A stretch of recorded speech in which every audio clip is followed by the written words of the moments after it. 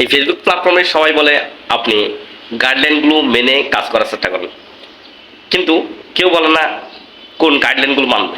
গাইডলাইনগুলো মানলে আমাদের পেজে সমস্যা হবে না, সেটা কিন্তু কেউ বলে না। শুধু বলে থাকে সবাই ফেসবুক গাইডলাইনগুলো মেনে কাজ করবেন। কিন্তু বন্ধুরা, আজকে আপনাদেরকে বলতে আসছি আপনারা ফেসবুক কোন গাইডলাইনগুলো মেনে কাজ করবেন এবং কোন গাইডলাইনগুলো মানবেন না। বন্ধুরা, আজকে আপনাদেরকে বলতে যাচ্ছি ফেসবুকের গাইডলাইনগুলো কী কী, সে বিষয়ে বিস্তারিত বলতে যাচ্ছি আপনাদেরকে। ফেসবুকের 5টি গাইডলাইন বলে দেবো আজকে। আপনারা ধৈর্য ধরে সম্পূর্ণ ভিডিওটা দেখবেন এবং ভিডিওটি যদি ভালো লাগে অবশ্যই ফলো করে শেয়ার করে দেবেন।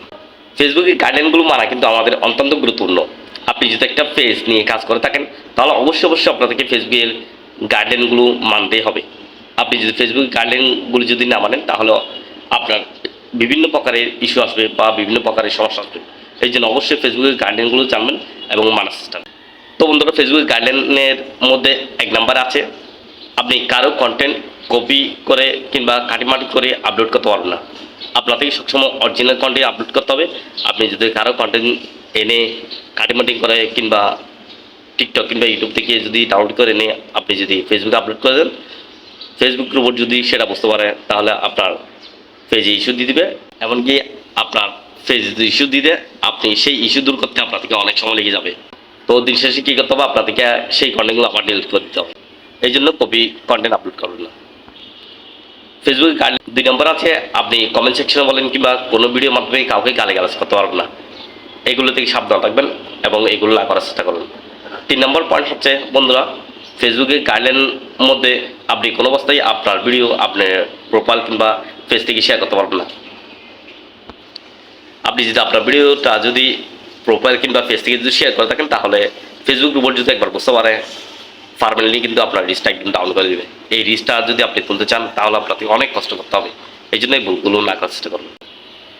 4 নম্বর পয়েন্ট হচ্ছে বন্ধুরা, আপনি কোনো অবস্থায় 4% থেকে ফলোয়ার কিংবা ওয়াচ টাইম কিনে আপনি ফেসবুকের কন্ডিশনগুলো ফিল আপ করতে যাবেন না। এরকম যদি আপনি করে থাকেন, এগুলো হচ্ছে ফেসবুকের গাইডলাইন বাইরে। এগুলো যদি আপনি করে থাকেন তাহলে ফেসবুক থেকে আপনি ইনকাম করতে পারবেন না। 5 নম্বর পয়েন্ট হচ্ছে আপনি কোনো অবস্থায় রক্তমাখা ভিডিও আপলোড করতে পারবেন না। যেমন আপনি কোনো স্থানে বেড়াতে গেছেন, রাস্তায় একটা অ্যাক্সিডেন্ট দেখছেন আর সেই স্থানে ভিডিও ধারণ করে আপনি আপলোড করে দিচ্ছেন, এরকম কোনো অবস্থায় এই ভুলটা করবেন না। রক্তমাখা ভিডিও কিংবা চকচকাটি ভিডিও আপলোড করতে যাবেন না। এটা হচ্ছে ফেসবুকের গাইডলাইনের বাইরে। এই কাজগুলো না করার চেষ্টা করবেন। বন্ধুরা, যারা ফেসবুকে নিয়মিত কাজ করতেছেন, আপনি ফেসবুকে কাজ করতেছেন, এমনি কাজ করতেছেন না, দিন শেষে একটা ইনকাম করার জন্যই এখানে কাজ করতেছেন, সময় দিচ্ছেন। তো ফেসবুকের গাইডলাইনগুলো জানবেন, অবশ্যই সে অনুযায়ী কাজ করার চেষ্টা করবেন। দিন শেষে যেন আপনি সাকসেস হতে পারবেন। তো বন্ধুরা, সবাই ভালো থাকবেন, ভালো রাখবেন। আল্লাহ হাফেজ, সালামু আলাইকুম।